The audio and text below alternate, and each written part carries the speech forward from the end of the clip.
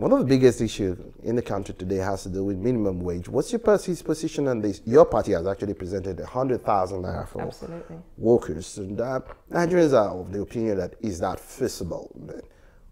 Why propose 100,000 now? We propose 100,000 naira because that is what we called a dignified living wage. Minimum wage shouldn't be an amount that leaves an individual out to be running at a deficit month in, month out after putting in 30 days labor or 8 hours, 10 hours a day labor.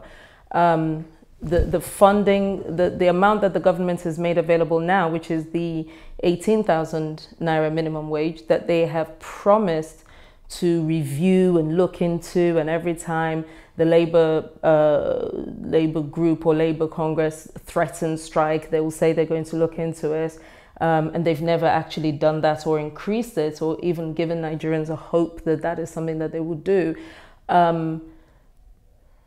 It's just an unrealistic figure. It doesn't tie in with what things cost in the country. It doesn't tie in with what education costs. It doesn't tie in with what healthcare costs. It doesn't tie in. You can't get back home if you go out to work. It doesn't tie in with what the cost of a danfo or anything like that is. So a dignified living wage is something that should be able to pay your minimum living expenses and still have something at the end of the day to say, I have gotten an honest day's wage for an honest day's labor.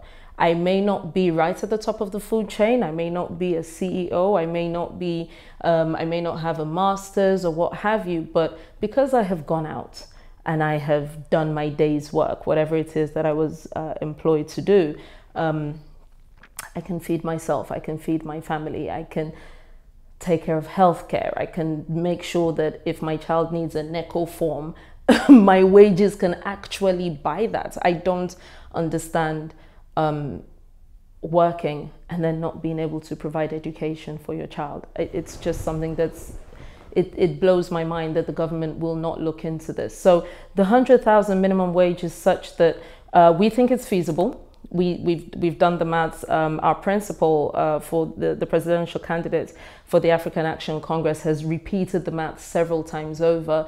You know, if we were to just plug just 2 of the leaks that this wasteful government insists on engaging in, we would have those funds, no problem. The people that continue to say that it's not feasible are people who simply refuse to either look at the mathematics involved to say, actually, yes, if we just did this and did this, we would have this money, and continue to use poverty as a tool for oppression.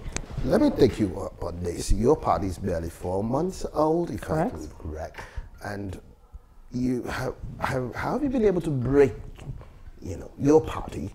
What are you bringing to the table for average Nigerians, especially away from what we used to have from the mainstream media party? I mean, mainstream parties that have failed them. What is it that is different about your party? What is different about us is the willingness to govern. Government is, I don't want to say easy, but it's certainly achievable. What it requires is the willingness to put the money where it's meant to be, to do the things that you're supposed to do, to put up the buildings that you're supposed to put up, to rebuild the roads that are falling apart, to not divert funds from what they're meant to be for into private coffers. The only thing that we are proposing is, number 1, a willingness to govern. Number 2, a deliberate approach towards government.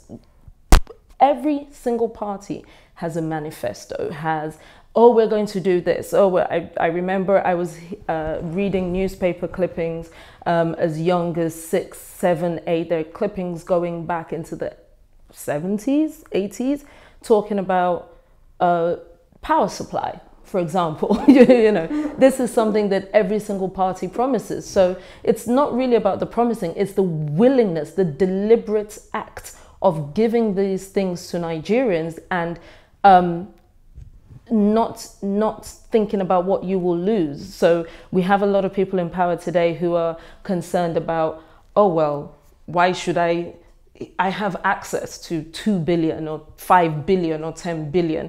Why should I rebuild that road? They've been managing the road like that and nothing has happened. And the funds go elsewhere and nothing happens, nothing gets said. Every 4 years you come through, you do see and buy with the votes, you do bags of rice and things like that. And then, you know, it continues. It's just a cycle. A major argument given by people who agree with your party's politics, more than they agree with APC or PDP, but are using their time and energy now to elect them, so to say, is that there's a very remote chance that your party candidate could win this election. Sure. Do you really think that your party can win in the forthcoming elections? And how prepared are you? 100% prepared to win, 100% prepared to take Nigeria into the future, because the win isn't for us. What happens if we say we win? The win is for Nigerians. It's for them. It's to say, finally, that work that you've been hoping for, a government that works for you, that dawn that kept getting postponed, oh, one day it will be our turn, one day this country will be great, one day we'll go back to being the giant of Africa, one day, guess what? That day is now. Going back to your argument about how slim the chances are, if you think about the fact that in 2008, a black man with a Muslim first name and a Muslim surname, emerged the president of the United States of America. And you could say a whole bunch of things. You could say it's Obama's great rhetoric, the great power when it comes to narration, and yes, we can, and all of that. It wasn't that. Americans were tired. And when you are tired of the status quo, it gives somebody who seems like they have a minute chance, a real chance to make a change. It gives Nigerians the chance to say, do you know what? Let's try him. Let's try him, because we've been doing things the old way and it hasn't worked for us. So if you think about the fact that leaders have emerged throughout history during these cracks of opportunity, when a nation is at a crossroads and saying, we don't know what to do, but we know we can't continue like this. And someone comes up and says, I will put my life on the line and I will stand in the gap to make things a little bit different. And let's just do this. And with your backing, we can do this. The nation turns around and says, do you know what? What's the worst that could happen? Let's do it. How would your party be able to manage to break into the establishment media? You are the director of PR, media and communications, and in a way that has not been achieved. Fantastic. Thank you very much for that question, actually, because I do have a love-hate relationship with the Nigerian media. I have to say that. Once again, so we're going back to using poverty as a tool for oppression, because if you keep people deprived, then all you have to do is dangle a little carrot and they will follow you because they are hungry. So you condition them to be grateful for small gifts, small tokens and things like that. So when we started this campaign, we had a hard time getting into mainstream media. We knew we had a story to tell. We knew we had an interesting story to tell. We knew it was a story that Nigerians needed to hear. But we couldn't get anyone to give us that opportunity. It was quite simply, we wouldn't pay. We just wouldn't, exchange stories for money. Now, I come from a school of media where in 1988, I was a child. I was a child, and I saw Tiananmen Square. And the BBC covered a story where a young Chinese student stood right in the middle of, in front of armored tank and covered that. And I couldn't get my head around, I was also alive and a child when the Berlin Wall came down. Media houses around the world cover stories because they are interesting, because they are topical. The work that journalists do in keeping you informed on what is happening in your country, and it doesn't matter who is doing it. If your president is holding you in a vice grip, it is the job of the media house to liberate you and have that news. What you do with the news is your business. But you must be in a position of knowledge. You must know this is what is happening in our nation and we don't like it. Or actually, this is what is happening in our nation and we do like it. We do want the government to act this way on our behalf. We do want to go to war with this country because they are impeding on our boundaries and they are taking our liberties for granted. So dealing with traditional Nigerian media houses where it does not matter if the sky is falling down. If you will not grease their palms or make the story worth their while, then they won't cover it. But it was very frustrating for me, but I didn't bank on the gritty steadfastness of our principal, Omoyele. I kept going back to him and I kept saying, I'm losing my mind here. We're writing all of these articles, we've got all of this fantastic stuff, and it's not going out. What do we do? And he just kept saying, they will come. They will come. There's going to come a time when the Take It Back movement, the African Action Congress, and Omoyele in terms of the principal and therefore the presidential candidates cannot be ignored. You are going to have to cover this story if you consider yourself a media house worth your salt. So we bided our time, and here we are today. We were at the big debate, I should say, the big debate in Abuja earlier on today. As you know, we've been on channels, we've been on AIT, we've been on. These are stations we've been on. So when we talk about print media, we are in Vanguard, we are in Tribune, we're also we do have a lot of coverage on Sahara Reporters, which I would like to use this opportunity to say they are completely different bodies, right? We've had news articles and press releases that we have forwarded to Sahara Reporters that Sahara Reporters hasn't covered simply because it's not topical. We can push our content to you and we would like you to cover every single thing that we do.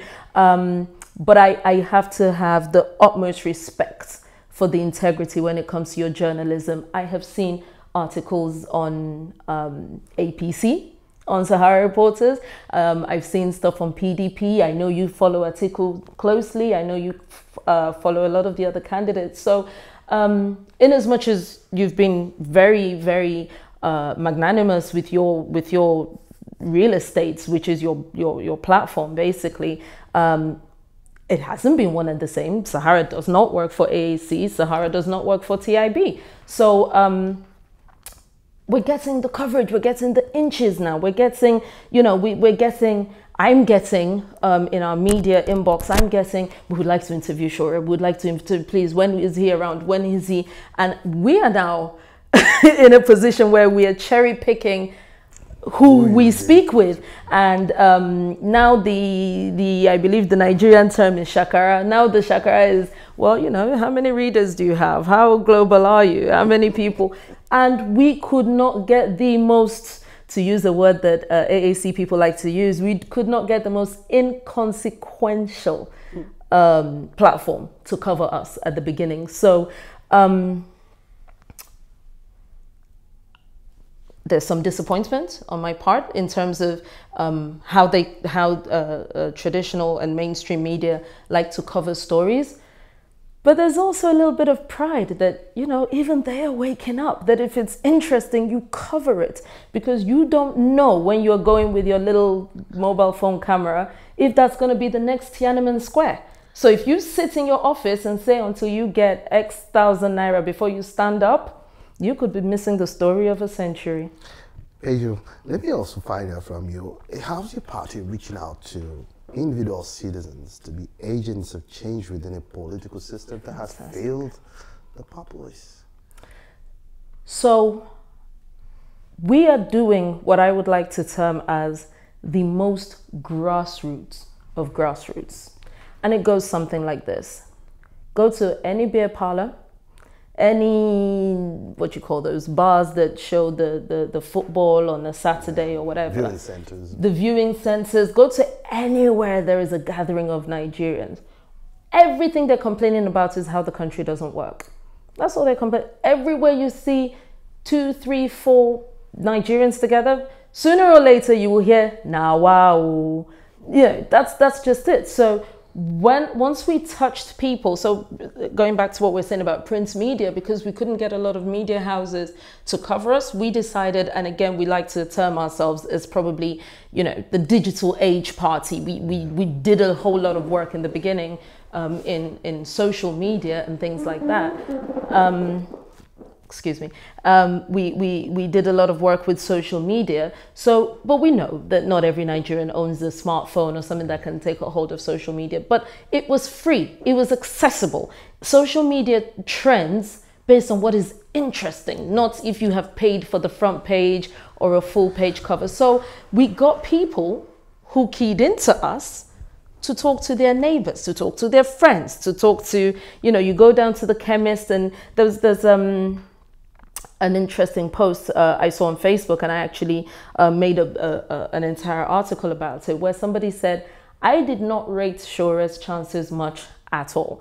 I didn't think he could do it. I thought the larger parties would just not give him a chance, you know, the cabals that are in power, until I went to my mechanics, and every single mechanic and the people who brought their cars in were talking about Omoyele Sowore. They were talking about, that guy is a firebrand. Have you heard him speak? That guy is amazing. He's the one who tackled Shitu. He's the one who did this. He's the one who did that."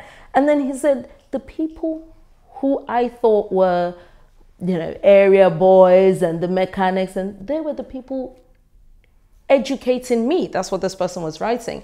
They were the people educating me on what this person was doing for the layman on the street. So now he has taken this experience. He's written it on his Facebook. Somebody else has forwarded that message. Someone else has spoken to someone else about that message. Someone else is talking to his butcher, his tailor, his barber, and somehow the news comes right back to us. "Oh, Adamawa is on fire for sure." Right? Like, fire care? What's going on? You know, so we're tackling it by doing the most organic, but indeed the most effective method of communication, which is word of mouth. Our work is speaking for itself. Finally, if there was one piece of advice that you would like to give to Nigerian youths, yes, because they seem to be the highest population at this time, sure, what would that advice be?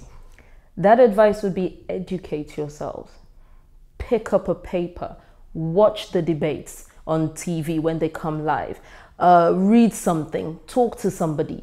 Do not get by on the old narratives. Don't talk about it's the same old people. That will educate yourselves. Find out about the younger emerging parties. I hope to God that you vote for Omoyele Sowore, because we are the harbingers of change. We are the people who actually want to do the work. We have been working from the first day. He had an idea in his mind. He didn't even know if we were going to form a party, if we were going to merge with an existing party, but he knew that we could not bring about the transformation that we wanted to bring about by banging on the door outside of the fence. We had to be inside to make the change.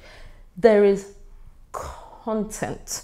There are people working hard to get this news to you. Please find yourself in a queue for PVC and not in a queue for a bag of rice. Find yourself in front of a debate and not in front of Big Brother Niger or something. Find yourself in front, so that the day you find yourself in a polling booth and you have that ink on your thumb, there is no doubt in your mind who you want to vote for and why. Educate yourselves, because the next 4 years, 8 years are probably going to be the best years Nigeria's ever seen, or probably going to be some of the worst years Nigerians have ever seen. The choice is entirely theirs. Thank you very much, Rachel. We really appreciate you coming around. Thank you so much for your time. It's been a pleasure.